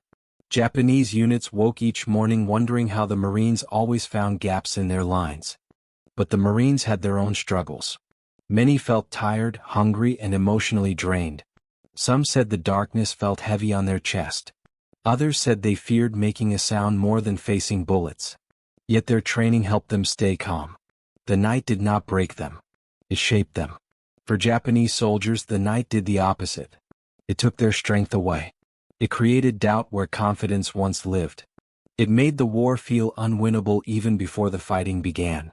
One Marine later said, "Darkness was our shield." But for them it was a wall closing in. As the war neared its end, Japanese commanders knew the night was no longer theirs. They wrote reports saying the Marines moved like shadows and appeared from nowhere. These descriptions were not exaggerations. This was how the night felt to them. But behind the tactics and fear were ordinary men trying to survive. Men thinking of their families. Men wishing the night would end. Men learning what courage meant when no one could see their face. And this is where the deeper meaning of the story begins, not in victory or defeat, but in what darkness teaches about human nature. The night does not choose sides. It only reveals what lives in the heart. As we move closer to the heart of this story, we begin to understand that the night was not simply a backdrop. It was the true opponent, a quiet force that tested every soldier's courage, patience, and sense of reality. For many Japanese soldiers, the night felt like a slow tightening of fear. It was not loud or sudden. It crept into their minds little by little. Every sound became a warning. Every shadow felt alive. Every quiet moment felt like the beginning of something dangerous. They were trained to be brave, but bravery is hard to hold when you feel alone in the dark. One Japanese diary entry said, "It was not the Marines we feared most. It was the darkness they controlled." This line explains everything. The Marines didn't win the night by force. They won it by understanding it. They learned how to listen to the jungle instead of fighting it. They learned how to move with the darkness instead of resisting it. They learned that calmness could be stronger than firepower. Night patrols became a way of life. Marines moved slowly, steady, and silent. They felt the ground with their hands. They followed the breathing of the man in front of them. They stopped often, letting their senses adjust. In the dark, time moved differently. Minutes felt like hours. Hours felt like whole nights. But Marines stayed focused. They trusted their training. They trusted each other. Japanese soldiers, meanwhile, struggled with exhaustion. Many had not slept properly for days. Their nerves were tight. Their muscles shook. Some thought they heard footsteps when there were none. Some whispered prayers into the night. And once fear becomes stronger than reality, everything becomes dangerous. Even simple movements, a twig falling, a rat running, a leaf shifting, could send a wave of panic through a Japanese position. Soldiers fired too early. Others ran from shadows. Some froze completely.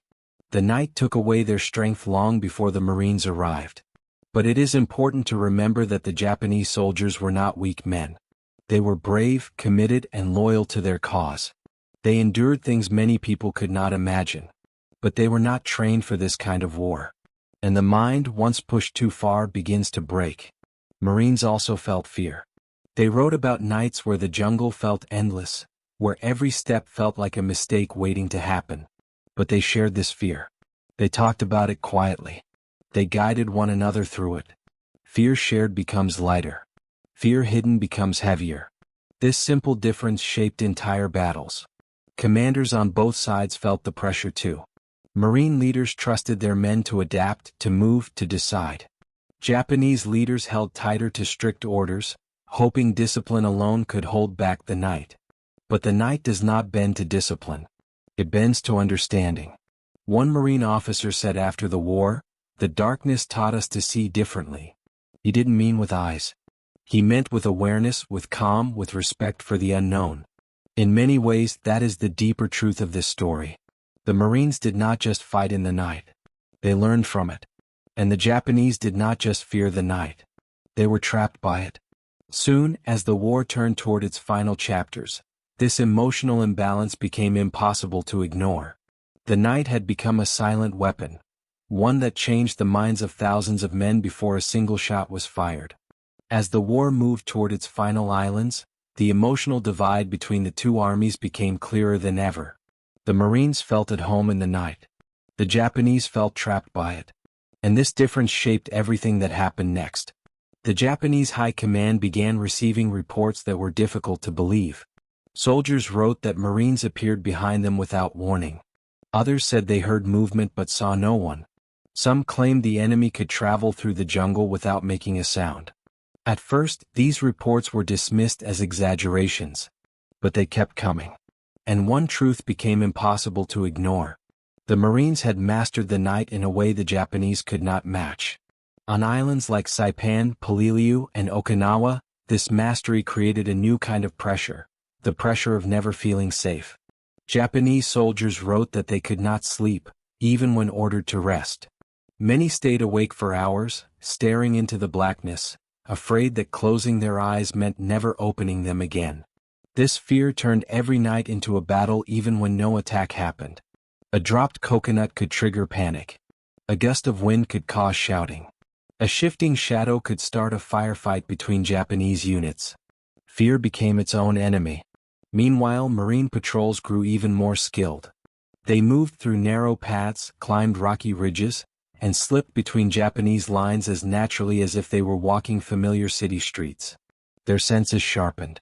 Their steps became softer. Their communication became almost invisible. One Marine said, "The jungle spoke to us. We just learned how to listen." This way of thinking helped them stay calm. Calmness gave them control. And control gave them confidence. For Japanese soldiers, the night did the opposite. Their training had not prepared them for silence. They were used to loud charges, strong formations, and clear commands. But the night erased all of these advantages. Their officers often struggled to give orders in the dark. Soldiers frequently became separated. Messages got lost. And misunderstandings turned into deadly mistakes. In some cases, Japanese units fired at each other by accident, believing the Marines were attacking. This confusion broke morale faster than any Marine bullet. Yet despite fear and exhaustion, Japanese soldiers continued to fight. Their bravery remained. Their discipline remained. Their loyalty remained. But the night slowly drained the strength behind these qualities. One Japanese officer wrote, "We were not defeated by men. We were defeated by silence." This line shows how deeply nighttime shaped their emotions. But silence was not just a weapon. It was also a teacher. It taught Marines to be patient. It taught them to trust one another. It taught them the value of staying calm under pressure. And it taught them that victory sometimes depends not on what you do, but on what you understand. While the Japanese felt the night closing in, the Marines felt the night opening for them, giving them paths, advantages, and opportunities they could not find in daylight. By the last phases of the war, Marine night tactics were no longer just effective. They were feared. Entire Japanese units planned their movements around avoiding nighttime contact with the Marines. Some even abandoned positions before sunset to avoid facing them in the dark. This fear changed the shape of battles before they even began.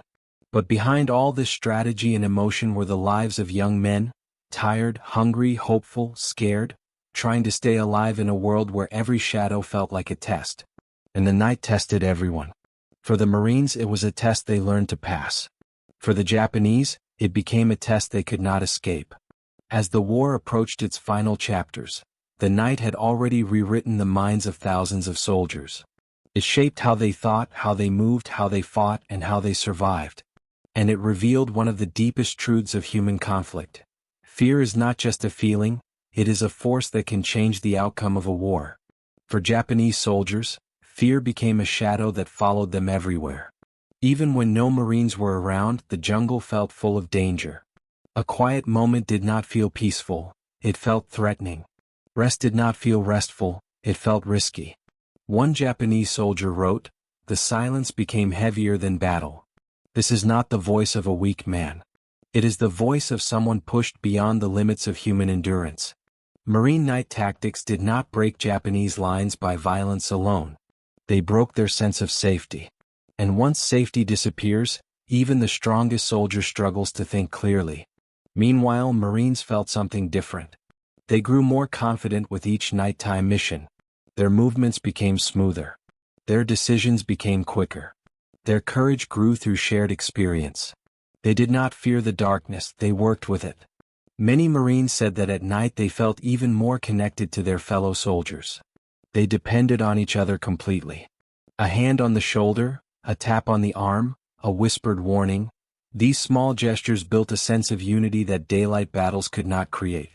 And unity is stronger than fear. But even with training and confidence, Marines faced moments of doubt. Some nights were so long and quiet that their imagination created danger where none existed. Some heard sounds that made their heart jump. Some felt the darkness closing around them. The difference was how they responded. Instead of panicking, they paused. Instead of shouting, they whispered. Instead of firing blindly, they listened. This calm reaction often saved lives. Japanese units, however, reacted differently. Exhaustion made them tense. Lack of communication made them unsure. They fired too fast or moved too quickly. Some abandoned strong positions because they imagined Marines nearby. Fear of the unknown was stronger than the enemy they could see. Night after night, this emotional imbalance grew until it shaped entire battles. Japanese soldiers fought with courage, but courage alone cannot defeat a force you cannot see, cannot hear, and cannot understand. The Marines understood this, but they did not celebrate it. Many later said that the saddest part of nighttime war was realizing that both sides were terrified, just for different reasons. The Marines feared danger. The Japanese feared the unknown. And the unknown is always more powerful. In one powerful account, a Marine wrote, "We were scared every night. But they were scared of the night itself." This simple difference changed everything. Nighttime also changed how commanders planned strategies. Marine leaders used darkness to move supplies, set up new positions, and prepare for morning attacks. They trusted their squads to operate independently, and this trust created fast, flexible operations. Japanese commanders tried to adjust, but the darkness limited their communication. Many were forced to guess what the Marines were doing, and guesses often led to mistakes. A war fought in the dark is a war of information. And the Marines had more of it. As the Japanese army lost confidence, their overall strategy began to crumble. Units became isolated. Defenses weakened. Soldiers became mentally exhausted long before dawn. But the Marines also paid a price. Night operations caused deep emotional fatigue. Many Marines returned home with memories of dark jungles, silent marches, and sudden moments of fear that stayed with them for life. The night does not leave a person unchanged. Even so, most Marines agreed on one truth. Nighttime was the place where they understood what they were capable of. They learned patience. They learned discipline. They learned to trust their instincts. They learned that calmness could defeat chaos. And these lessons remained with them long after the war ended. In the final parts of this story, we will explore the meaning behind all of this. What darkness taught humanity, what fear reveals about people, and why understanding the night helps us understand ourselves. Because this is more than a story of war. It is a story of human nature. A story of how people face the unseen. And how courage looks different when the world is dark. As we reach closer to the end of this long journey through the Pacific night, we begin to see the deeper meaning behind everything that happened. Night warfare was not just a tactic. It was a mirror that showed the true face of fear, courage, and human limits.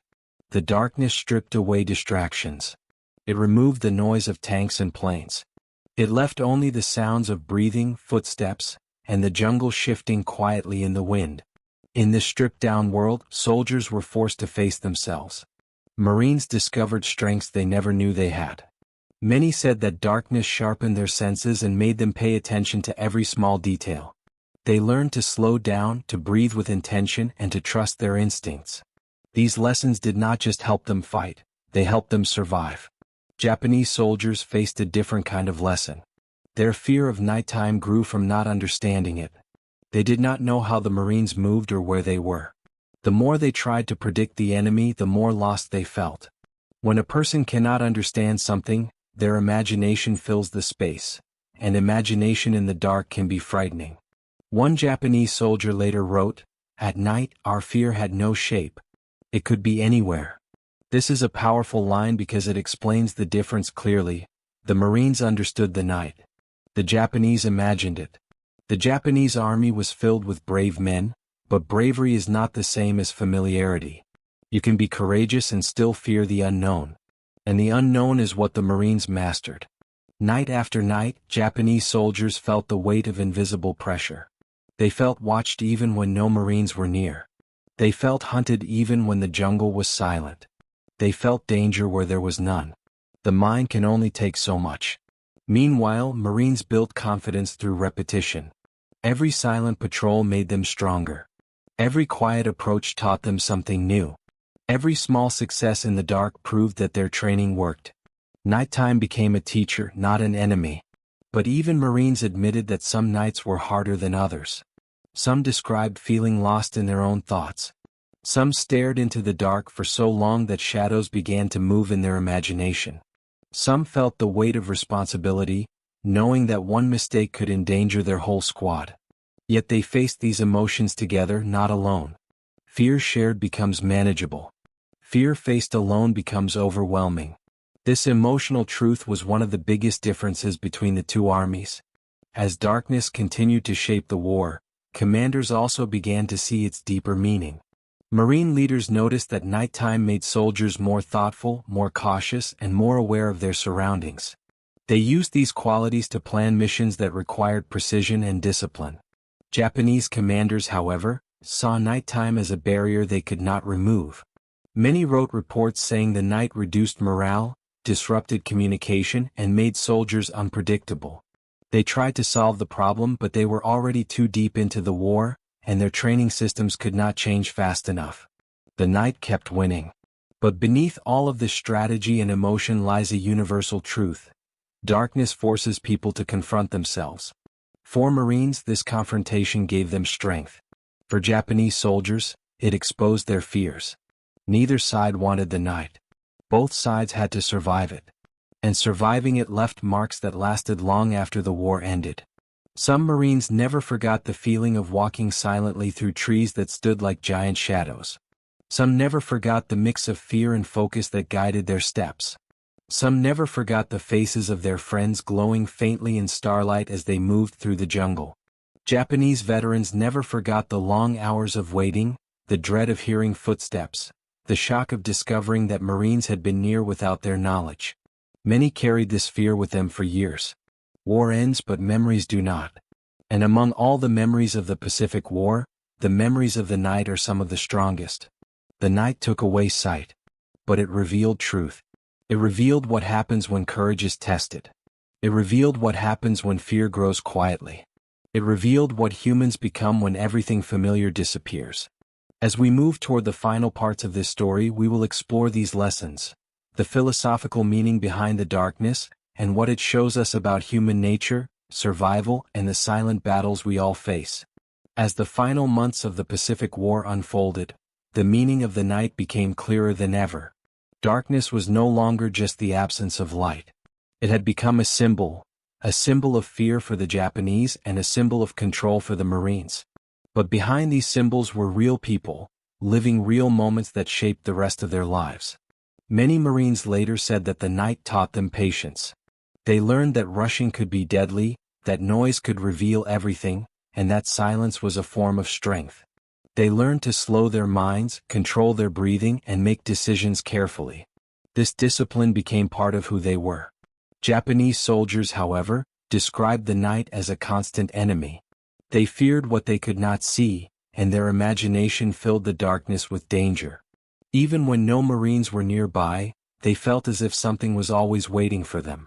This kind of fear changes a person. One Japanese survivor wrote, "We feared footsteps, but we feared silence even more. Silence meant they were close." This sentence captures the emotional heart of the story.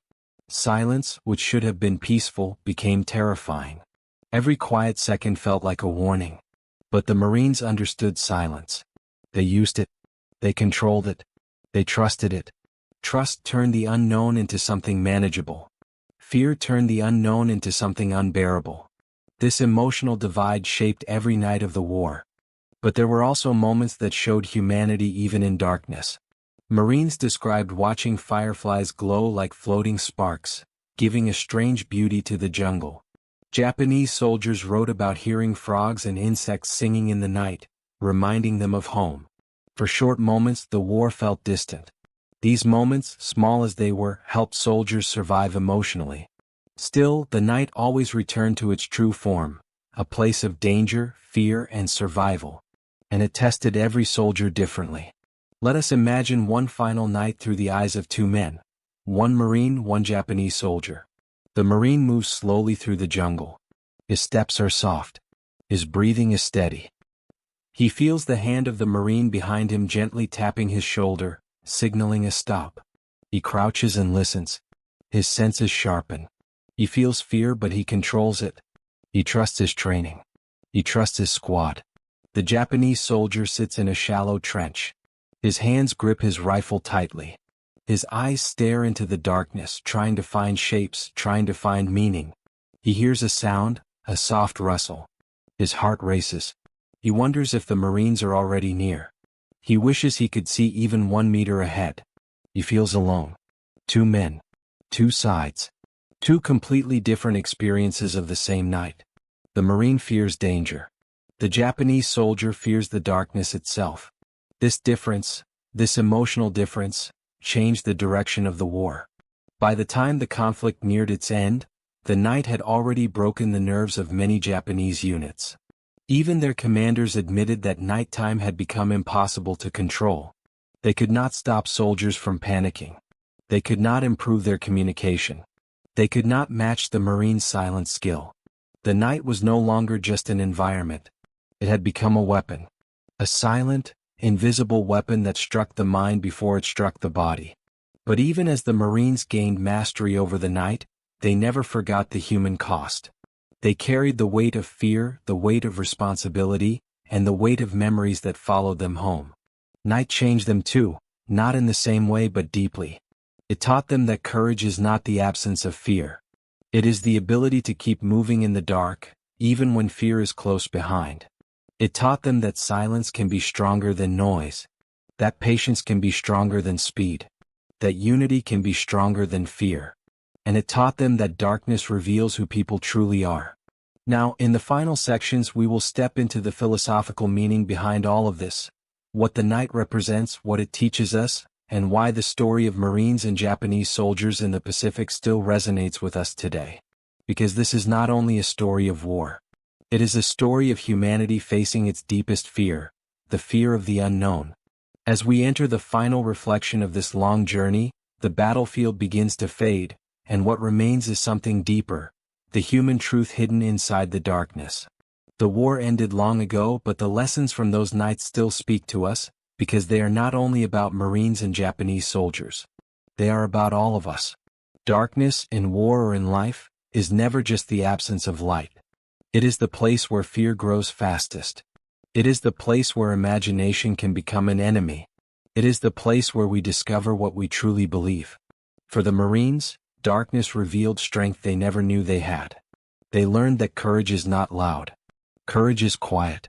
Courage is the calm breath before moving forward. Courage is trusting someone beside you even when you cannot see them. They learned that silence can protect you, that patience can save you, that fear can be controlled when shared. These lessons stayed with them long after the war ended.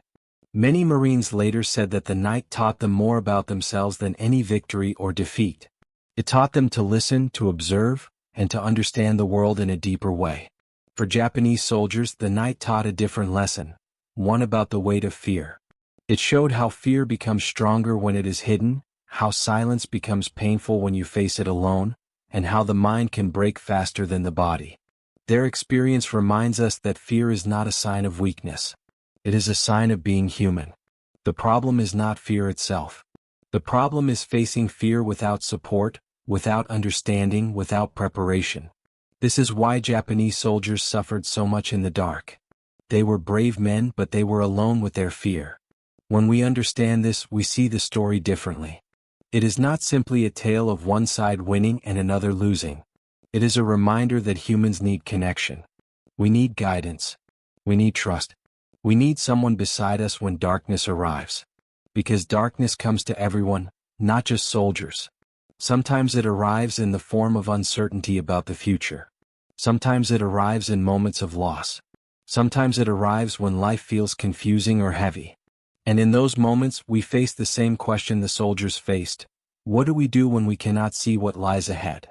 The Marines show us one answer: move slowly, stay calm, trust others, and believe that we can survive the unknown.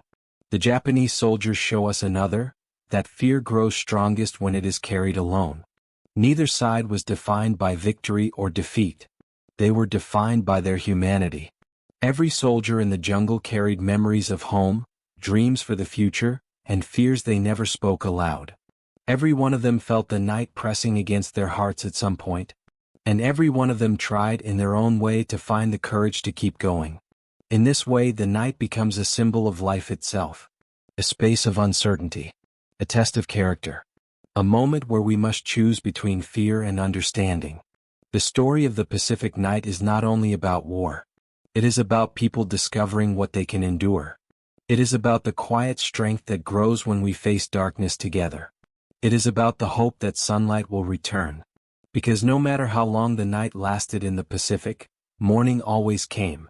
And when the sun rose over the jungle, it revealed something powerful. Both sides had suffered. Both sides had shown courage. Both sides had faced their deepest fears. War creates winners and losers, but the night created something different. A shared human experience, one that showed how fragile and how strong people can be at the same time. As we prepare for the closure of this documentary, we carry one final thought. Darkness is not the enemy. Fear is not the enemy. Facing them alone is. At the end of this long journey through shadows, silence, and human emotion, we return to the simple truth that shaped the Pacific War's darkest hours. The night did not belong to one side or the other. It belonged to those who understood it.